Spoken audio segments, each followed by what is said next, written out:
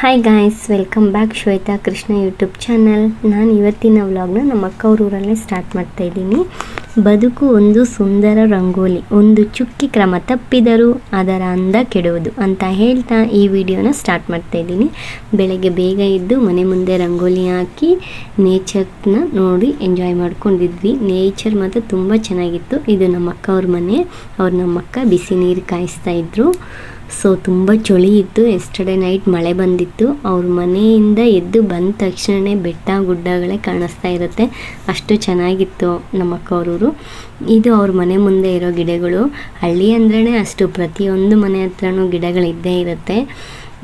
ಅವ್ರ ಮನೆ ಮುಂದೆ ಇನ್ನೂ ಸ್ವಲ್ಪ ಜಾಸ್ತಿನೇ ಇದ್ದಾವೆ. ಇದು ದಾಳಿಂಬ್ರೆ ಗಿಡ.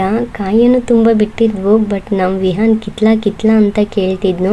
ಅದಿನ್ನೂ ಚಿಕ್ಕದಿದೆ, ಕಿತ್ತಬೇಡ್ವೋ ಅಂತ ಕೇಳಿದ್ರು. ಕೊನೆಗೆ ವಿಡಿಯೋ ಆದಮೇಲೆ ಒಂದು 2-3 ಕಿತ್ಕೊಂಡೇ ಬಂದುಬಿಟ್ಟಿದ್ನು.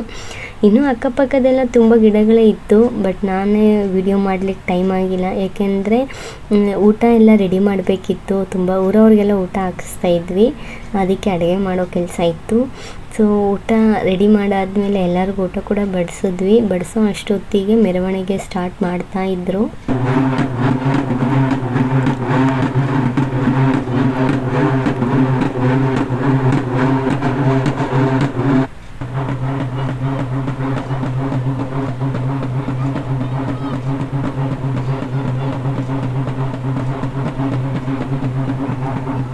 ಮತ್ತು ನಾವು ಕೂಡ ಮನೆಗೆ ಹೋಗಿ ರೆಡಿ ಆದ್ವಿ.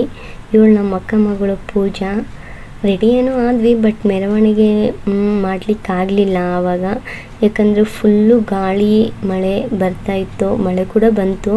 ಅದಕ್ಕೆ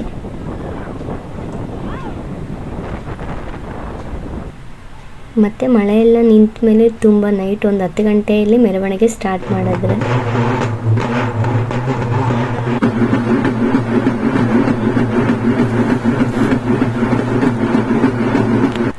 ಮೆರವಣಿಗೆ ತುಂಬ ಚೆನ್ನಾಗಿ ಮುಗೀತು.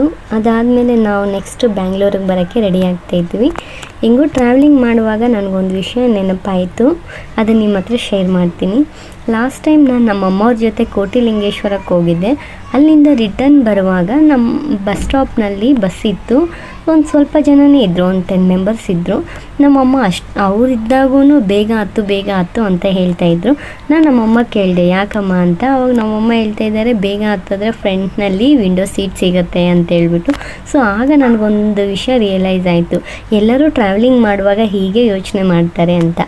ಅದೇನಪ್ಪ ಅಂದರೆ, ಇವಾಗ ಫಸ್ಟು ಬಸ್ ಹತ್ತಕ್ಕೆ ಹೋದಾಗ ಸ್ವಲ್ಪ ಜನ ಇದ್ದರೆ ಫಸ್ಟ್ ಸೀಟ್ ಬೇಕು, ವಿಂಡೋ ಸೀಟ್ ಬೇಕು ಅಂತ ಬೇಗ ಹತ್ತುತ್ತೀವಿ. ಅದೇ ಸ್ವಲ್ಪ ಜಾಸ್ತಿ ಜನ ಇದ್ದಾಗ ಸೀಟ್ ಸಿಕ್ಕಿದ್ರೆ ಸಾಕಪ್ಪ ಅಂತ ಅಂದ್ಕೊಂಡು ಹತ್ತುತ್ತೀವಿ.